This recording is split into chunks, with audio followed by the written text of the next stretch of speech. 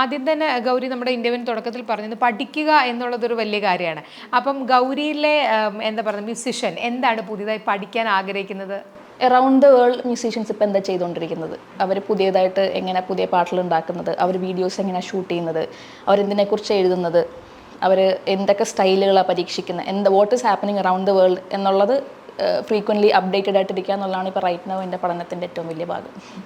അപ്പം ഇനി പുതിയതായിട്ട് ഞങ്ങൾ എന്താണ് ഗൗരി ലക്ഷ്മിയിൽ നിന്നും പ്രതീക്ഷിക്കുന്നത്? ഞാനിങ്ങനെ പാട്ട് ഇറക്കിക്കൊണ്ടിരിക്കും. മുറിവിൻ്റെ അല്ലേ ബാക്കി പാട്ടുകൾ. പുതിയ സിനിമ സിനിമ കുറച്ച് പ്ലേ ബാക്ക് ഇപ്പം ഇടയ്ക്ക് പോയി പാടിയിട്ട് വരുന്നുണ്ട്.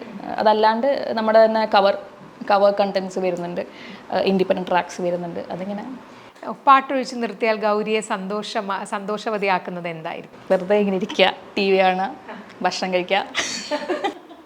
ശരിക്കും ഒരു ഫുഡിയാണോ? ഭക്ഷണം കഴിക്കുന്ന ആളാണ്. ഏറ്റവും ഇഷ്ടമുള്ള ഭക്ഷണം ഏതായിരിക്കും? ഏറ്റവും ഇഷ്ടമുള്ള ഭക്ഷണം എനിക്ക് വീട്ടിൽ ഫുഡ് ഉണ്ടാക്കുന്നത് ഭയങ്കര ഇഷ്ടമാണ്. ബേസിക് സാധനങ്ങൾ, തൈര്, ചോറ്, ചമ്മന്തി, പയറുമെഴുക്കുരട്ടി, അച്ചാർ, സന്തോഷം.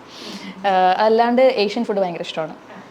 എല്ലാം ബാലി പോകുമ്പോഴും എല്ലാം തായ്ലൻഡ് എവിടെ പോയാലും അത് തന്നെ പോകുന്നത് തിന്നാൻ വേണ്ടിയാണ് പോകുന്നത്, അല്ലാണ്ട് സ്ഥലം കാണാനൊന്നുമല്ല. സ്ഥലം കാണാനൊന്നും ഇഷ്ടമില്ലല്ലോ.